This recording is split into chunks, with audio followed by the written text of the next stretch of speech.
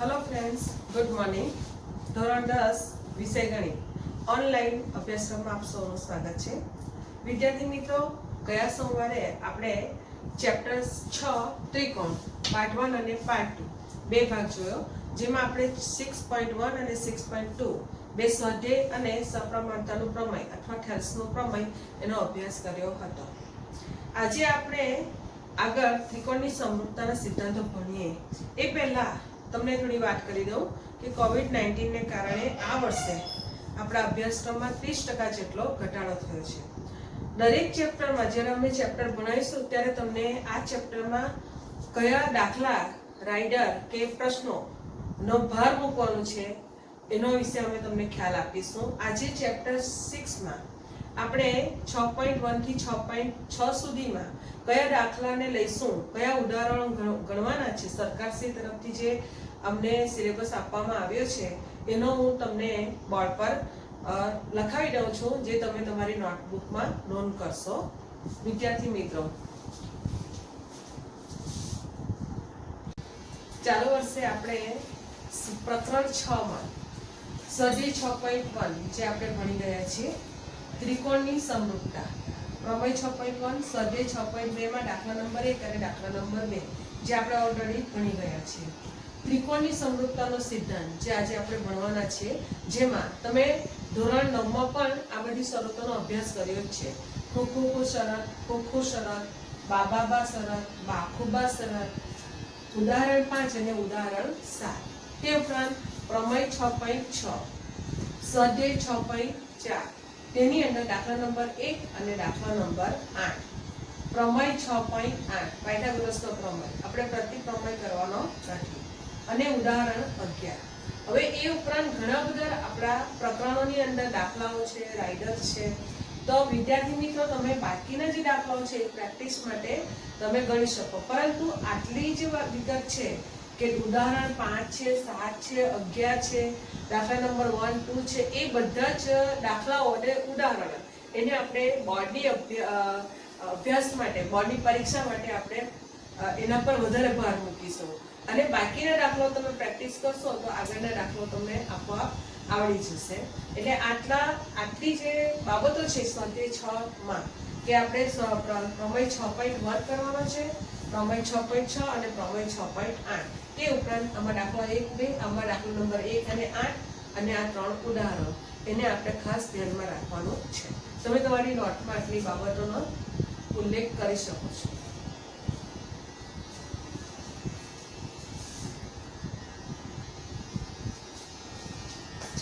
હવે આગળ આપણે ત્રિકોણની સમરૂપતાનો સિદ્ધાંત ભણીશું। મિત્રો, સમરૂપ ત્રિકોણની વ્યાખ્યા અનુસાર આપણે જોઈએ બે ત્રિકોણની વાત કરીએ કે સમરૂપ ત્રિકોણની વ્યાખ્યા અનુસાર ત્રિકોણ ABC અને ત્રિકોણ DEF સમરૂપ થવા માટે આપણને ખબર છે, આપણે બે આકૃતિ લઈએ છીએ, ત્રિકોણ ABC અને ત્રિકોણ DEF। તો પહેલી શરત અનુસાર ખૂણો A એકરૂપ ખૂણો B, ખૂણો B એકરૂપ ખૂણો E અને ખૂણો C એકરૂપ ખૂણો F આ એકરૂપ હોય પહેલી શરત અનુસાર, આપણે આગળ ભણી ગયા છે। અને બીજી કે એની અનુરૂપ બાજુ તો AB ભાગ્યા DE BC ભાગ્યા EF AC ભાગ્યા BF, આ ત્રણ બાજુઓનો ગુણોત્તર સમાન હોય, એટલે કે આ ત્રિકોણ અને આ ત્રિકોણ સમરૂપ થવા માટે આપણી પાસે બે શરત 1 અને 2। આપણે એમ કહેતા હતા પહેલા ત્રિકોણના 6 અંકો, 3 ખૂણા અને 3 બાજુ, તે 3 ખૂણાઓ એકરૂપ હોય અને 3 બાજુઓ જે છે એનો ગુણોત્તર સમાન હોય, તો આ બે ત્રિકોણ સમરૂપ છે એમ કહી શકાય। અને ત્રિકોણ સમરૂપ એટલે કે ત્રિકોણ ABC સમરૂપ ત્રિકોણ DEF, જો આ શક્ય હોય બંને તો ત્રિકોણ ABC અને ત્રિકોણ DEF સમરૂપ થાય એમ કહેવાય। આ ઉપરાંત તમે ધોરણ 9 ની અંદર ત્રિકોણની એકરૂપતાના સિદ્ધાંતો વિશે અભ્યાસ કરેલો હતો, તો એ ત્રિકોણની એકરૂપતાની અંદર જે તમે શરતો જોઈ હતી તે અનુસાર આપણે ત્રિકોણની સમરૂપતાના સિદ્ધાંત મુજબ કે તમારી પાસે 6 બાબત છે, 3 ખૂણાઓ અને 3 બાજુઓનો ગુણોત્તર સમાન હોય એ ઉપરાંત તમે આ 6 બાબતમાંથી કોઈ પણ બીજા બાકીના ચોક્કસ ભાગો દ્વારા પણ તમે સમૃદ્ધતા સાબિત કરી શકો છો. તેમાંની આપણે એક પહેલી શરત જોઈએ છે ખુ શરત. હવે આ ખુ શરત પ્રમાણે કે જો બે ત્રિકોણમાં અનુરૂપ ખૂણાઓ સમાન હોય, દાખલા તરીકે આપણે ત્રિકોણ ABC અને ત્રિકોણ PQR લઈએ. ત્રિકોણ ABC અને ત્રિકોણ PQR એટલે કે બે ત્રિકોણોમાં અનુરૂપ ખૂણાઓ એકરૂપ હોય, એટલે કે ખૂણો A એકરૂપ ખૂણો P. દાખલા તરીકે આપણે એના ખૂણાઓના માપ દર્શાવીએ કે A નું માપ દાખલા તરીકે 50 છે, B નું માપ છે 70 અને C નું માપ થશે 60. P નું માપ 50, Q નું માપ 70 અને એનું માપ છે 60. તો અહીં તમે જોઈ શકો છો કે ખૂણો A એકરૂપ ખૂણો P, ખૂણો B એકરૂપ ખૂણો Q અને ખૂણો C એકરૂપ ખૂણો R. કે A નું માપ 50 છે તો P નું માપ 50 છે, B નું માપ 70 છે, Q નું માપ 70 છે, C નું માપ 60 છે, R નું માપ 60 છે. તો અહીંયા શું થશે કે ત્રણ ખૂણાઓના માપ સમાન છે તો અનુરૂપ બાજુઓનો ગુણોત્તર સમાન જ થશે.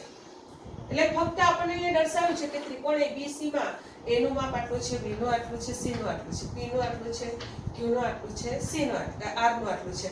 તો એ ખૂણાઓના માપ સમાન છે તો એની બાજુઓનો ગુણોત્તર પણ સમાન થશે. આથી આ બે ત્રિકોણો સમરૂપ છે, એટલે કે ત્રિકોણ ABC સમરૂપ ત્રિકોણ PQR. તો કઈ શરતને આધારે? તો ખૂણો ખૂણો ખૂણો, એટલે શરત બનશે ખુ. આમ આપણને ફક્ત ખૂણાઓના માપ દર્શાવ્યા છે એના આધારે પણ આપણે ત્રિકોણની સમરૂપતા સાબિત કરી શકીએ. કઈ શરતને આધારે કે તો ખુ. હવે બીજી શરત જોઈએ આપણે.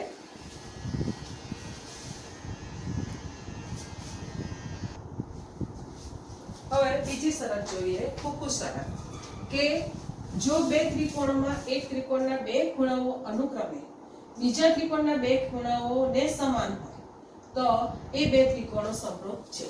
હવે આપણે જોઈએ ત્રિકોણ ABC અને ત્રિકોણ DEF માં. ત્રિકોણ DEF માં કે ત્રિકોણ ABC માં ખૂણા A નું માપ જો 70 હોય અને B નું માપ હોય 60 અને ત્રિકોણ DEF માં B નું માપ 70 હોય અને E નું માપ હોય 60. તો આ બે ખૂણાઓના માપ આપણને બતાવ્યા છે કે A એકરૂપ ખૂણો D અને ખૂણો B એકરૂપ ખૂણો E. તો બે ખૂણાઓ જો સમાન હોય, ત્રિકોણમાં એક ત્રિકોણના બે ખૂણાઓ કે A અને B, બીજા ત્રિકોણના બે ખૂણાઓ D અને E, એ બંનેના માપ જો સમાન હોય, બે ખૂણા સમાન હોય તો પણ આ ત્રિકોણ કેવા બને છે? સમરૂપ ત્રિકોણ. આપણને ખબર છે કે ઓટોમેટિકલી ત્રીજો ખૂણો કેવો બનવાનો છે? સમાન જ છે. તો આ સંગતતા કે ABC સંગતતા ત્રિકોણ DEF સમરૂપતા છે, એટલે કે આ બે ત્રિકોણ સમરૂપ છે. પણ અહીંયા ફક્ત કેટલા ગુણોનો ઉલ્લેખ કરેલો છે? 2. માટે કઈ શરત બનશે? ખુ શરત.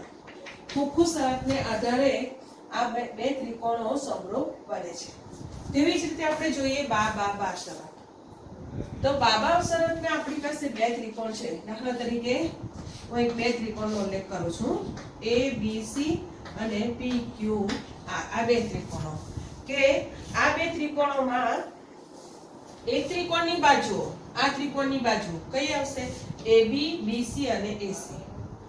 એ બીજા ત્રિકોણની અનુરૂપ બાજુના સમપ્રમાણમાં છે. બીજા ત્રિકોણની બાજુ છે PQ, QR અને PR. એના સમપ્રમાણમાં છે. જોઈએ આપણે માપ પ્રમાણે લઈએ. ધારો કે એનું માપ 3 છે, 4 છે, 5 છે, આનું 6 છે, 8 છે અને આનું 10 છે. તો આપણે ત્રિકોણની બાજુઓનો ગુણોત્તર લઈએ કે એક ત્રિકોણની બાજુ છે AB ભાગ્યા PQ, એટલે કે 3/6 એટલે જવાબ આવશે 1/3. BC ના છેદમાં QR 4/8 જવાબ આવશે 1/3 અને AC ના છેદમાં PR એટલે કે 5/10 જવાબ આવશે 1/3. હવે તમે અહીંયા જોઈ શકો છો કે બે ત્રિકોણમાં એક ત્રિકોણની બાજુઓ એ બીજા ત્રિકોણની બાજુઓના સમપ્રમાણમાં છે, એટલે એના અનુરૂપ ખૂણાઓ સમાન જ બનશે.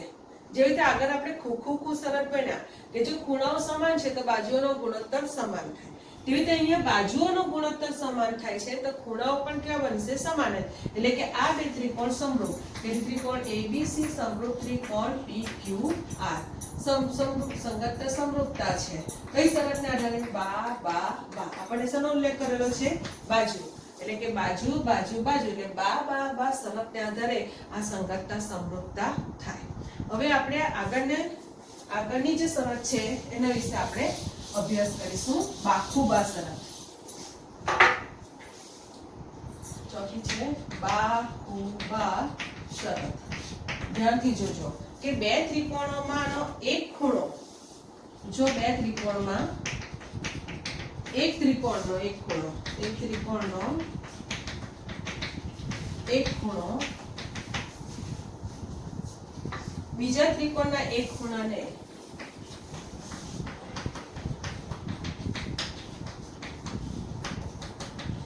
સમાન હોય, બીજા ત્રિકોણના ખૂણાને સમાન હોય અને જે બાજુને અંતર્ગત હોય એ બાજુઓ અને જે બાજુને અંતર્ગત હોય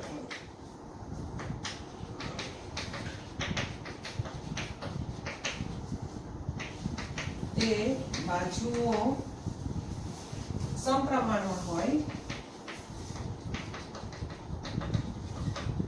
તો તે સમરૂપ ત્રિકોણ હોય.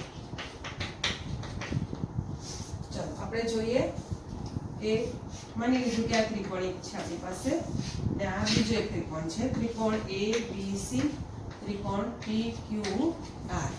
એની અંદર આપણી પાસે એક બાજુનું માપ 2 છે, આનું માપ 3 છે, આનું માપ 3 છે અને આનું માપ છે 6 અને એક ખૂણાનું માપ છે 50, આ ખૂણાનું માપ છે 50. હવે જોઈએ કે જો બે ત્રિકોણ, આપણી પાસે બે ત્રિકોણ છે, ત્રિકોણ ABC અને ત્રિકોણ PQR માં એક ત્રિકોણનો એક ખૂણો, આ એક ત્રિકોણનો એક ખૂણો જેનું માપ છે 50, બીજા ત્રિકોણના એક ખૂણાને એટલે બીજા ત્રિકોણનો ખૂણો છે P એનું માપ 50, એટલે આ બંને માપ સમાન થયા. તો જે બાજુના અંતર્ગત આ ખૂણો હોય તો આ ખૂણો A છે એ કઈ બાજુને અંતર્ગત બનેલો છે? તો આપણને ખબર છે બાજુ AB અને બાજુ AC આ બે વચ્ચેનો ખૂણો છે. એટલે બાજુ AB અને બાજુ AC. કેવી રીતે? ખૂણો P તો બાજુ કોનો બને? વચ્ચે આવેલો છે PQ અને બાજુ PR એ બેની વચ્ચે ખૂણો આવેલો છે. તો AB ને સંગત અનુરૂપ બાજુ કઈ થશે? PQ અને AC ને અનુરૂપ બાજુ કઈ બનશે? PR. તો આપણે AB ભાગ્યા PQ અને AC ભાગ્યા PR જોઈએ તો AB ભાગ્યા PQ એટલે કે 2/3. 2/3 આપણે 2/3 અને 6, 2/3 અને મિનિટ થાય કે માપ લઈએ આપણે, જરાક ભૂલ થઈ ગઈ છે, લઈ લઈએ 2 અને 4, 3 અને 6. તો AB ભાગ્યા PQ 2/4 એટલે કે 1/2 અને AC ના છેદમાં PR 3/6 એટલે કે 1/2. તો એ બેનો બાજુઓનો ગુણોત્તર કેટલો મળે છે? 1/2 એટલે કે સમાન છે. તો આ બે ત્રિકોણ સમરૂપ છે. કઈ શરતને આધારે? ત્રિકોણ ABC સમરૂપ ત્રિકોણ PQR. તો આપણે અહીંયા શું છે? કઈ બાજુ? કે બાજુ છે, અંતર્ગત ખૂણો છે અને બાજુ, કે બાજુ ખૂણો બાજુ. એ શરત બનશે બાખુબા. તો બાખુબા શરતને આધારે આ બે ત્રિકોણો સમરૂપ થશે. આમ ત્રિકોણની સમરૂપતાના સિદ્ધાંતોમાં આપણે ખો શરત જોઈ, ખો શરત જોઈ, બા શરત જોઈ અને બાખુબા શરત જોઈ. આ ઉપરાંત પણ આપણે કેટલાક બીજા નિયમો છે એ જ્યારે દાખલા ગણતા જઈશું ત્યારે એનો આપણે અભ્યાસ કરીશું. હવે આગળ આપણે સ્વાધ્યાયના ઉદાહરણનો આપણે અભ્યાસ કરીશું. ઉદાહરણ નંબર 5. આપેલ આકૃતિનું નિરીક્ષણ કરો અને ખૂણો P શોધો. તમારી બુકમાં છે આકૃતિ આપેલી છે, માપ આપેલા છે. જો આકૃતિ ABC માં, ત્રિકોણ ABC માં AB નું માપ 3.8, BC નું માપ 6 અને AC નું માપ 3/3 છે. એ રીતે ત્રિકોણ RPQ આપેલો છે જેમાં બાજુ PR 6/3, PQ નું માપ 12 અને RQ નું માપ 7.6 છે. હવે આપણે ખૂણો P શોધવાનો છે. અત્યારે આપણે ત્રિકોણની સમરૂપતાની શરતો ભણી ગયા કે આ બે ત્રિકોણ સમરૂપ છે. ખૂણાઓ એકરૂપ બને તો બાજુઓના ગુણોત્તર સમાન થાય. અહીં બાજુઓના માપ આપેલા છે. જો બાજુના માપ પરથી આપણે ગુણોત્તર સમાન મેળવી શકીએ તો આપોઆપ બંને ત્રિકોણ સમરૂપ બનવાના અને ત્રિકોણના ખૂણાઓ ક્યાં બનવાના? સમાન. તો જ આપણને ખૂણાનો માપ મળશે. હવે ખૂણો A અને B નો ઉલ્લેખ કરેલો છે. ખૂણો A માં 80 અને B માં 60. ખૂણો A નું માપ 80 છે અને B નું માપ 60 છે. C નું માપ આપણને ખબર નથી. હવે આ બે ત્રિકોણ સમરૂપ હોય તો આપણે ત્રિકોણો પરથી આપણે એના માપ શોધી શકીએ. ત્રિકોણની બાજુઓનો ગુણોત્તર અને ખૂણાઓના માપ આપણે શોધી શકીએ. તો સૌપ્રથમ આપણે બાજુઓના માપ આપેલા છે તેના પરથી આપણે ગુણોત્તર શોધીએ કે 3.8 છે. જોઈએ આપણે 3.8 7.6 38 દુ 76 3 વર્ગમૂળમાંથી 6 વર્ગમૂળમાં 3 એટલે કે આના કરતા ડબલ છે અને 6 છે અને આ 12 છે. એટલે એવું જરૂરી નથી કે અહીં આપણે AB આપેલું એટલે PR ને લઈએ, BC એટલે PQ ને લઈએ, AC એટલે આને લઈએ. તમે પણ ગુણોત્તર બનાવી શકો છો. જો કે AB ભાગ્યા હું અહીંયા 3.8 છે એટલે હું લખું છું RQ. તો AB 3.8 ના છેદમાં 7.6 એટલે કે જવાબ આવે છે આપણને 1/2 38 દુ 76. હવે હું લઉં છું BC ભાગ્યા PQ તો 6 ભાગ્યા 12 એટલે જવાબ આવે છે 1/2 અને AC ના છેદમાં હું લખું છું RQ તો 3 વર્ગમૂળમાં 3 છેદમાં 6 વર્ગમૂળમાં 3 3 દુ 6 1/2. હવે તમને એમ થશે કે પહેલા મેં AB લીધું તો આપણે તમે અહીંયા બાજુમાં તમે કાચી આકૃતિ દોરી શકો ABC. તમે અહીંયા AB લીધું તો AB ની સાથે મેં કયું માપ લીધું છે? અહીંયા 3.8 એટલે કે 7.6. તો RQ અહીંયા છે તો RQ ને જ લઈ લઉં. R ને અહીંયા જ લઉં, Q ને અહીંયા રહેવાનું છું. તો બાકીના માપ શું બનવાના છે? RQ અહીંયા આવી ગયું છે એટલે Q અને P બનશે. અહીંયા છે Q અને P કે P અને Q રેખાખંડ છે. આપણે તમે કોઈ પણ શિરોબિંદુથી સ્ટાર્ટ કરી શકો, પૂર્ણ કરી શકો. એટલે PQ કે QR PQ કે QP એક જ રેખાખંડ છે. એનું માપ કેટલું છે? 12. તેવી જ રીતે આપણી પાસે ત્રીજો રેખાખંડ છે, ત્રીજી બાજુ છે કે RP કે PR એનું માપ છે 6 વર્ગમૂળમાં 3. હવે AB નું માપ કેટલું હતું આપણી પાસે? 3.8. RQ નું માપ કેટલું હતું? 7.6. આનું માપ BC નું માપ 6, QR નું માપ 12, આનું માપ 3 વર્ગમૂળમાં 3 અને આનું માપ 6 વર્ગમૂળમાં 3. હવે તમે તમારી આપણી શરત પ્રમાણે કે AB ભાગ્યા RQ, BC ભાગ્યા QP અને AC ભાગ્યા RP આ આપણે 3 એ 3 ગુણોત્તર લીધો તો આપણે 1/2 મળે છે. એટલે કે બાજુઓનો ગુણોત્તર આપણને સમાન મળે. અહીંયા કઈ શરતનો ઉલ્લેખ થયો છે? બાજુ બાજુ બાજુ. એટલે બાબા શરતને આધારે કે ત્રિકોણ ABC સમરૂપ ત્રિકોણ ABC સમરૂપ ત્રિકોણ RQP. હવે આપણે જે નવો ત્રિકોણ બનાવ્યો RQP એ સંગતતા કેવી થઈ? સમરૂપતા છે. કઈ શરતના આધારે? તો કે બા શરતને આધારે. તો એ સમરૂપ ત્રિકોણ તો થઈ ગયા. બાજુનો ગુણોત્તર સમાન હોય તો શું બને કે ખૂણો એકરૂપ બને. ખૂણો A એકરૂપ ખૂણો R, ખૂણો B એકરૂપ ખૂણો Q અને ખૂણો C એકરૂપ ખૂણો P. હવે ફરીથી આપણે પહેલી આકૃતિમાં નજર કરીએ એટલે આ ખૂણાઓ એકરૂપ બની ગયા. એનું માપ આપેલું છે કે આપણને R નું માપ મળી જાય કે R 80 અંશ થશે. B નું માપ 60 છે તો આપણને Q નું માપ પડશે. આપણે કારણ કે નવી સમરૂપતા આપણે જોઈ ABC અને RQP એટલે B ને એકરૂપ પણ આવ્યો Q. તો B નું માપ જે છે 60 છે તો Q નું માપ પણ કેટલું મળે? 60. હવે C નું માપ કેટલું હોય? તેટલું માપ P નું હોય. એટલે ફરીથી આપણે ધોરણ 9 માં જોઈએ કે ત્રિકોણના ત્રણે ખૂણાનો સરવાળો 180 થાય. તો ત્રિકોણ ABC માં આપણે જોઈએ કે ત્રિકોણ ABC માં ખૂણો A વત્તા ખૂણો B વત્તા ખૂણો C બરાબર 180. A નું માપ 80 છે, B નું 60 છે, આપણે C નું શોધવાનું છે. આ બેનો સરવાળો થશે 140. ખૂણો C બરાબર 180 માટે ખૂણો C બરાબર 180 માઈનસ 140 એટલે કે ખૂણો C બરાબર 40. એટલે તમે ધોરણ 10 માં આવી ગયા છો. આટલું કામ રફ કામ કરો અથવા તમે મોઢે કરો તો પણ ચાલે. ફક્ત તમે દર્શાવો કે ખૂણો C નું માપ ત્રિકોણ ABC માં C નું માપ તો 180 માઈનસ 140 દર્શાવી શકો અને ડાયરેક્ટ તમે 40 લખી શકો. આમ ખૂણો C એકરૂપ ખૂણો P માટે ખૂણો P = 40 અંશ. એટલે કે C નું માપ જો 40 હોય તો ખૂણો P નું માપ પણ 40 થાય. આકૃતિ પરથી ખૂણો P નું માપ શોધો. એટલે તમારે હવે ધોરણ 10 માં છો, NCERT ના સ્ટુડન્ટ છો, તમે ઇંગ્લિશ મીડિયમના, ગુજરાતી મીડિયમ દરેક બાળક આપણે એક સરખો સિલેબસ ભણીએ છીએ. તો તમારે પણ થોડુંક વધારે વિચારવાનું કે અહીંયા બાજુઓના માપ આપેલા છે, એક ત્રિકોણમાં બે ખૂણાનું માપ આપેલું છે, ત્રીજા ખૂણાનું માપ આપણને મળી જ જશે.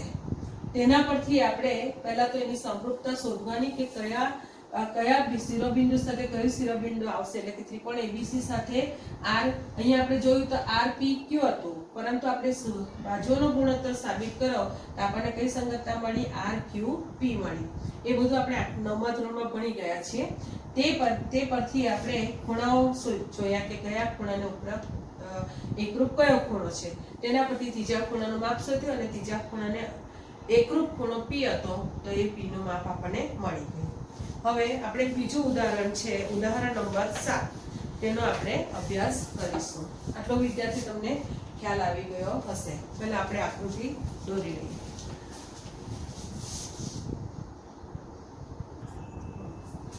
ઉદાહરણ નંબર 7 બરાબર ધ્યાનથી વાંચો અને પછી આપણે દાખલો કરવાનો છે.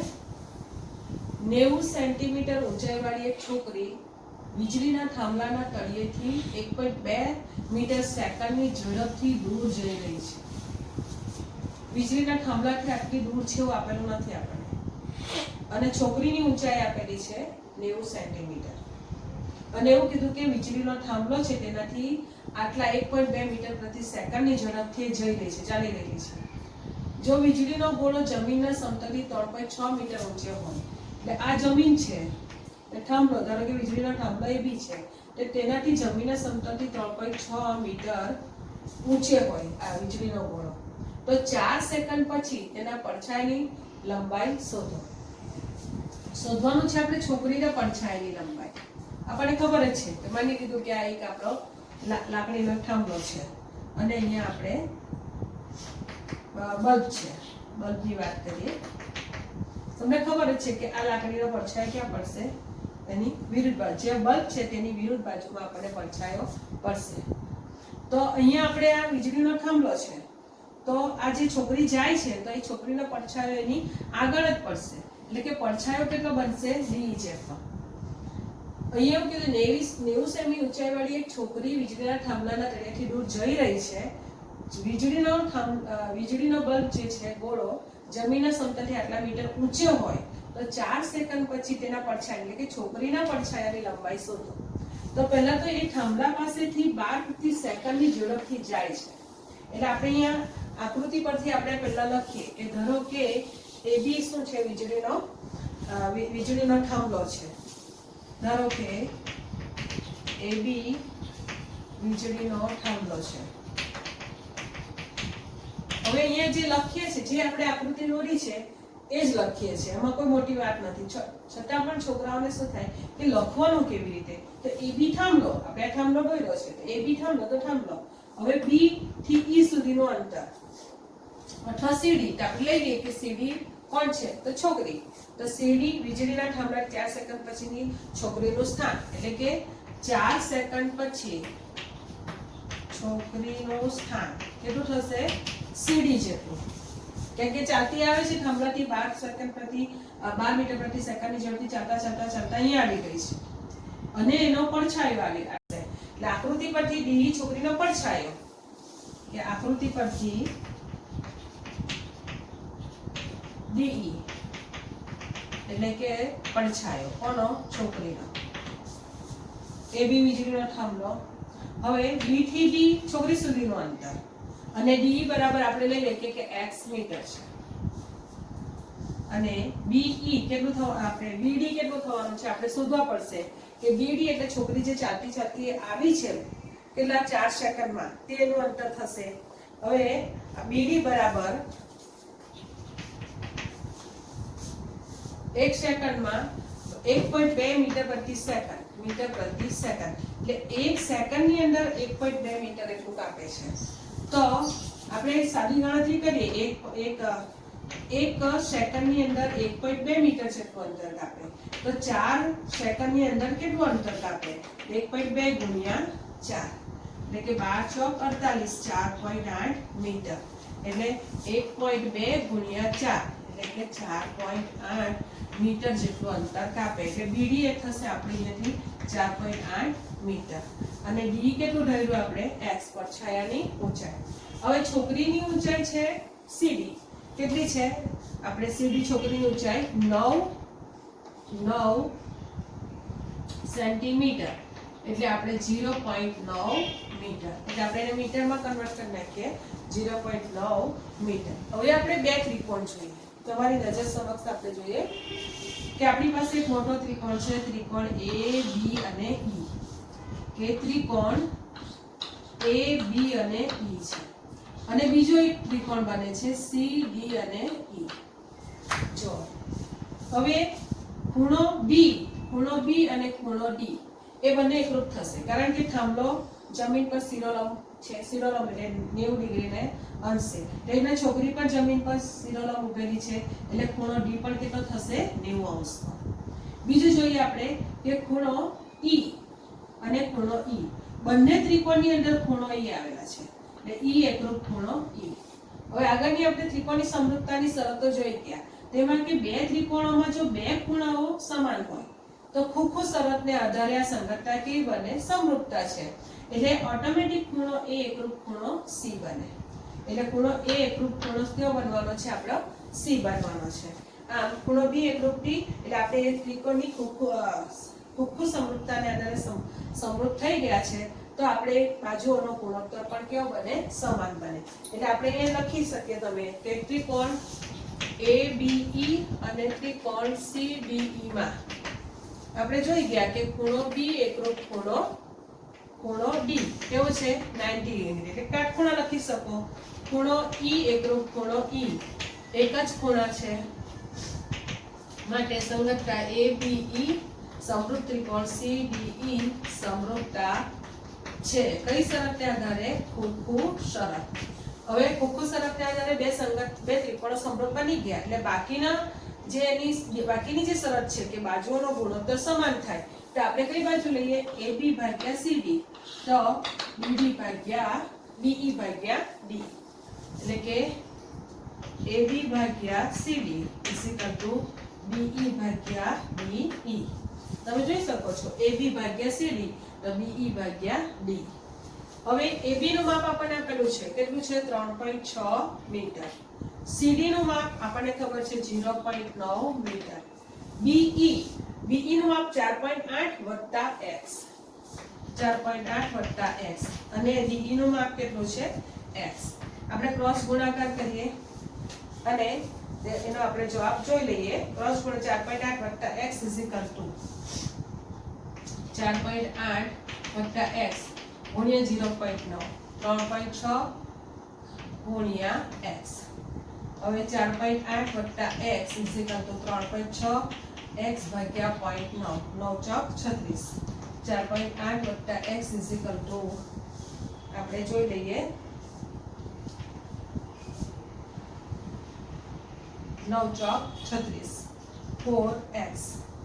હું x ને સમજી જવા દઉં છું. 4.8 બરાબર 4x minus x એટલે કે 3x બરાબર 4.8.